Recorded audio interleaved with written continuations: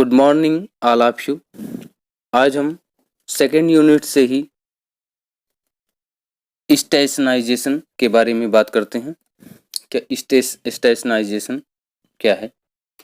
वैसे स्टेशनाइजेशन जो है वो पास्चुराइजेशन का ही मॉडिफिकेशन है। इसको हम किस तरह से डिफाइन कर सकते हैं? In this method the milk is heated in a very thin layer as in HTST. This method was discovered by Dr. Henry Stashno. It is called stationization in the name of the same and the machine is called stationizer. कहने का तात्पर्य हुआ कि इस विधि में इन this method दूध को एक बहुत ही पतली लेयर में गर्म किया जाता है, जैसा कि HTST में होता है। HTST means high temperature short time, जैसा कि HTST में होता है। इस विधि की खोज डॉक्टर हेनरी स्टैशनो ने की। उसी के नाम पर ही इसको स्टेशनाइजेशन कहते हैं और मशीन को स्टेशनाइजर कहते हैं। अब हम बात करते हैं, यहाँ तक तो क्लियर है आप लोगों को। सेकंड आता है आपका homogenisation. Homogenisation of milk. Homogenisation of milk means दूध का समांगीकरण। दूध का समांगीकरण, इसको हम किस तरह से डिफाइन कर सकते हैं? होमोजिनाइजेशन को, समांगीकरण को। डेफिनेशन आप लोग देखिएगा। The method in which A stable suspension और emulsion of fat and serum of milk is made by any mechanical action. It is called homogenization. It was first invented by French scientist Gaulin in 1902. कहने का तात्पर्य यह हुआ कि वह विधि जिसमें किसी यांत्रिक क्रिया द्वारा दूध की वसा तथा सीरम का एक स्थिर निलंबन या पायस मीन्स इमल्सन बनाया जाता है, समांगीकरण कहलाता है। सबसे पहले इसका आविष्कार फ्रांस के वैज्ञानिक गॉलिन ने सन 1902 में किया था।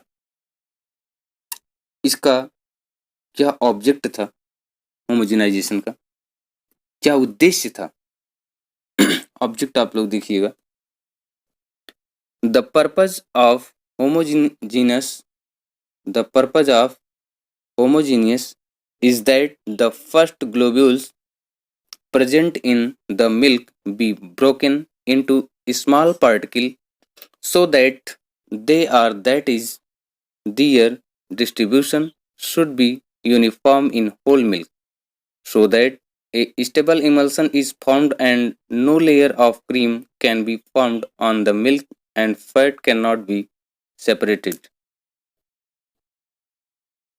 इसका उद्देश्य ये है, आप लोग इसको हिंदी में देखिएगा, कि समांगीकरण का यह उद्देश्य है कि दूध में उपस्थित वसा गोलिकाओं को इतने छोटे छोटे कणों में तोड़ दिया जाए जिससे कि वे पूरे दूध में समान रूप से फैल जाएं, अर्थात उनका वितरण पूरे दूध में एक समान हो जाए, जिससे एक स्थिर पायस मीन्स स्टेबल इमल्सन बन जाए और दूध पर क्रीम की परत ना बन सके तथा वसा को अलग ना किया जा सके।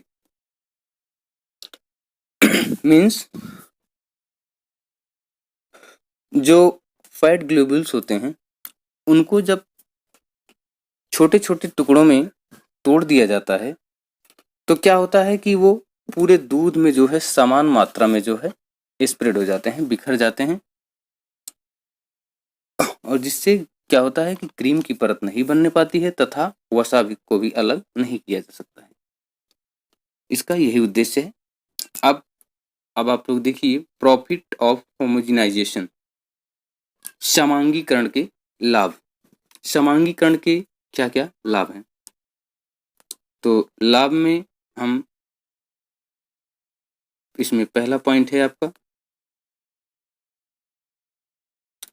The fat in milk is distributed evenly due to which the cream cannot be easily separated। कहने का तात्पर्य ये हुआ कि दूध में वसा का वितरण समान रूप में हो जाता है जिसके कारण क्रीम आसानी से अलग नहीं की जा सकती। Second, every consumer gets the same fat in milk daily। प्रत्येक उपभोक्ता को दूध में समान वसा प्रतिदिन मिलती रहती है। Every consumer gets the same fat in milk daily। Third, movement of milk from one place to another place due to the movement which turns the fat, it does not happen due to homogenization। कहने का तात्पर्य यह हुआ कि दूध को एक स्थान से दूसरे स्थान पर ले जाते हुए हिलने से या छलकने से जो वसा का मंथन मीन्स चर्निंग हो जाता है, समांगीकरण के कारण वह नहीं होता। Next, the ice cream formed from the homogenization ice cream mixture is soft and smooth। इसका मतलब ये हुआ कि समांगीकृत आइसक्रीम मिश्रण से बनी हुई आइसक्रीम का गठन मीन्स टेक्सचर कोमल मतलब सॉफ्ट और चिकना होता है। Next, homogenisation of milk makes curd very good। This curd has high digestibility। कहने का तात्पर्य हुआ कि समांगीकृत दूध से दही बहुत अच्छा बनता है। इस दही की पाचनशीलता मीन्स डाइजेस्टिबिलिटी अधिक होती है। Next, homogenisation milk is extremely important for young children and patient because it is easily digested। Means समांगीकृत दूध छोटे बच्चों व रोगियों के लिए अत्यंत महत्वपूर्ण है क्योंकि यह आसानी से पच जाता है। नेक्स्ट आपका है loss to the homogenization. Loss to the homogenization means समांगीकरण से क्या क्या हानियां हैं। हानियों में नंबर 1 आपका है first loss, homogeneous milk can not be used for cream preparation. कहने का तात्पर्य हुआ कि समांगीकृत दूध को क्रीम पृथक्करण के लिए प्रयोग में नहीं लाया जा सकता। Next, homogeneous milk which is left unattended is a loss in its use because fat cannot be removed from it। Means समांगीकृत दूध जो बेचने से बच जाता है उसके उपयोग में हानि होती है क्योंकि उसमें से वसा नहीं निकाली जा सकती। Next, if the pasteurized milk is not pasteurized properly, it become foul smelling faster than unhomogenized milk। Means समांगीकृत दूध को यदि ठीक प्रकार से पाश्चुराइज्ड ना किया जाए तो असमांगीकृत दूध मीन्स अनहोमोजेनाइज्ड मिल्क की अपेक्षा यह शीघ्र दुर्गंधित हो जाता है।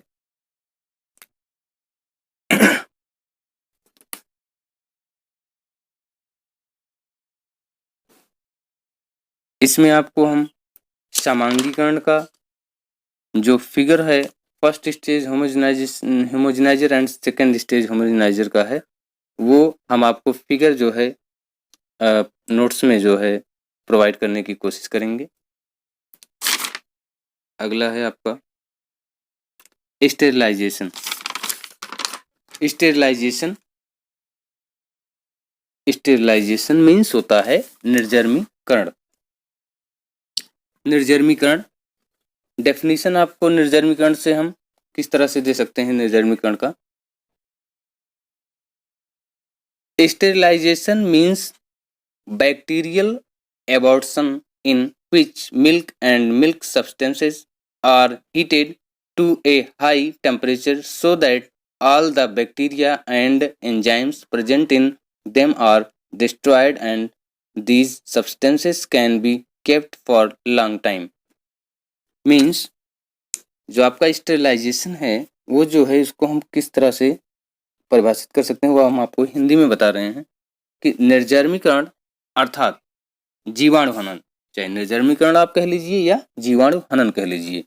निर्जर्मीकरण अर्थात जीवाणु हनन वह क्रिया है जिसमें दूध तथा दूध के पदार्थों को उच्च तापमान पर गर्म किया जाता है ताकि उनमें उपस्थित सभी बैक्टीरिया तथा एंजाइम नष्ट हो जाएं और इन पदार्थों को अधिक समय तक सुरक्षित रखा जा सके।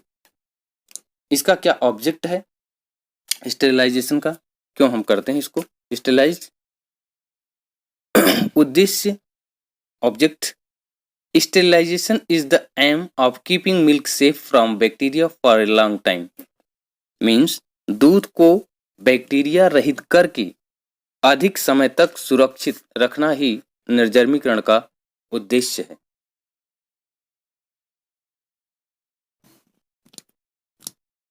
अब प्रॉफिट टू द स्टेरिलाइजेशन, निर्जर्मीकरण के लाभ। लाभ में पहला पॉइंट आपका first point profit to the sterilization. First point sterilized milk can be stored in air tight bottles for a long time at any temperature without change. Means निर्जर्मित दूध को हवाबंद बोतलों में भरकर किसी भी तापमान पर बिना परिवर्तन के एक लंबे समय के लिए रखा जा सकता है। मीन्स जो स्टेरिलाइज्ड मिल्क होगा उसको अगर हवाबंद बोतलों में भर दिया जाए तो हम उसको किसी भी टेम्परेचर पर अगर रख दिया जाए, चाहे किसी भी टेम्परेचर पर आप उसको रख दीजिए, तो बिना किसी परिवर्तन के, अगर कोई हम परिवर्तन उसमें नहीं करते हैं, चाहे किसी भी टेम्परेचर पर रख दें लंबे समय के लिए, तो उसमें कोई परिवर्तन नहीं होता है कि निर्जर्मित दूध को हवाबंद बोतलों में भरकर किसी भी तापमान पर बिना परिवर्तन के, मीन्स उसमें कोई परिवर्तन नहीं करते हैं, उसके बावजूद भी एक लंबे समय के लिए रखा जा सकता है। इसका मतलब यही हुआ।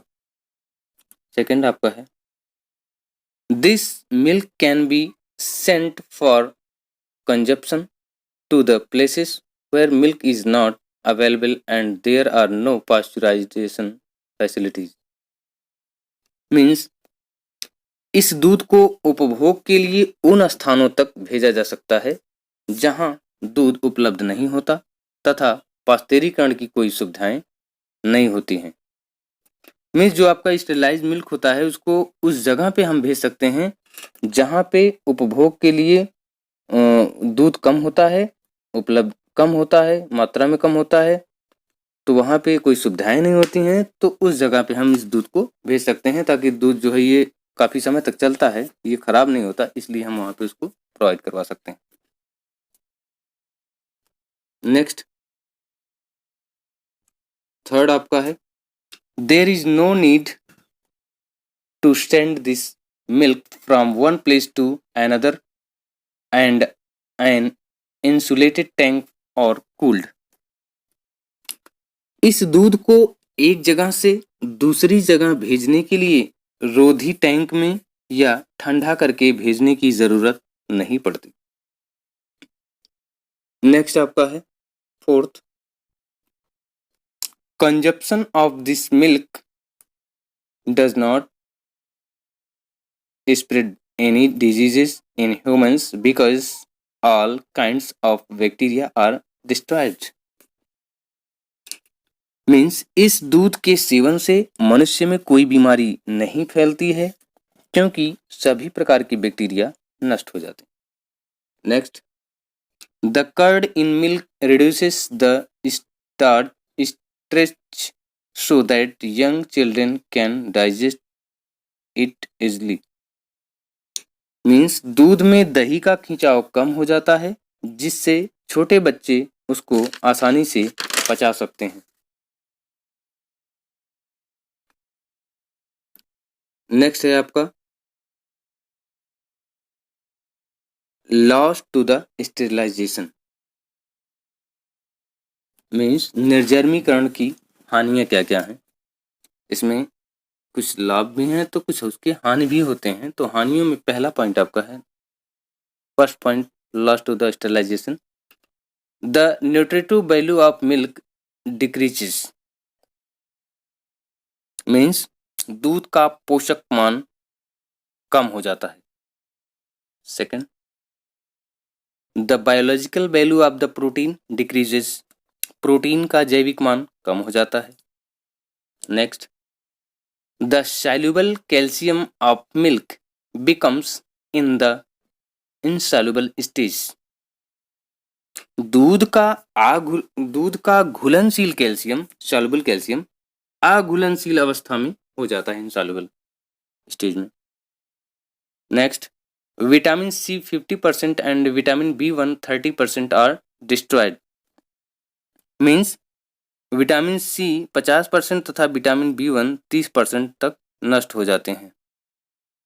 Next, the milk lactose and protein are converted to form caramel material and sulphydryl and water smell is produced in the milk. कहने का तात्पर्य यह हुआ कि दूध का जो लैक्टोज है तथा प्रोटीन, दूध का लैक्टोज तथा प्रोटीन परिवर्तित होकर क्रमशः कैरामल पदार्थ तथा सल्फाइड्रिल बनाती है और दूध में जलगंध पैदा हो जाती है। कैरामल एक पदार्थ होता है। कैरामल को हम कैरामल जो है दुग्ध शर्करा हम कह सकते हैं।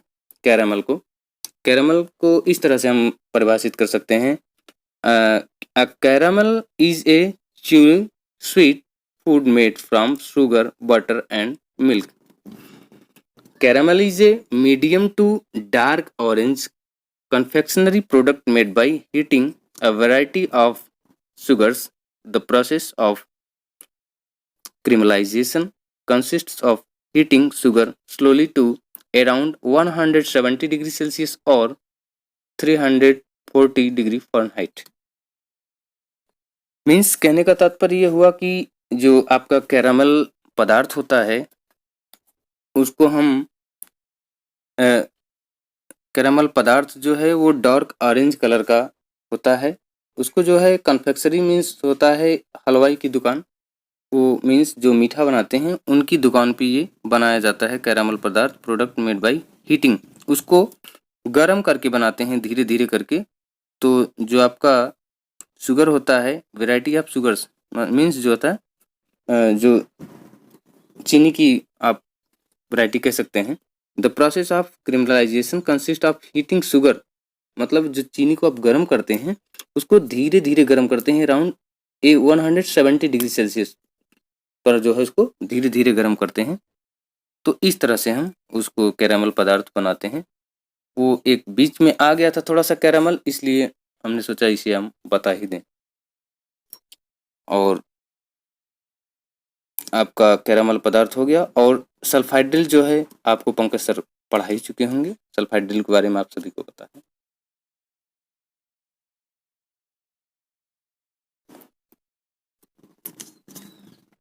आज बस इतना ही, और बाकी अब अगले नेक्स्ट लेक्चर में हम बात करेंगे। और इसमें इस लेक्चर से रिलेटेड या और कहीं से कोई समस्या आ रही हो पठन पाठन से, हमारे सब्जेक्ट से, तो आप जो है बेहिचक जो है पूछ सकते हैं, किसी को कोई समस्या हो तो। धन्यवाद।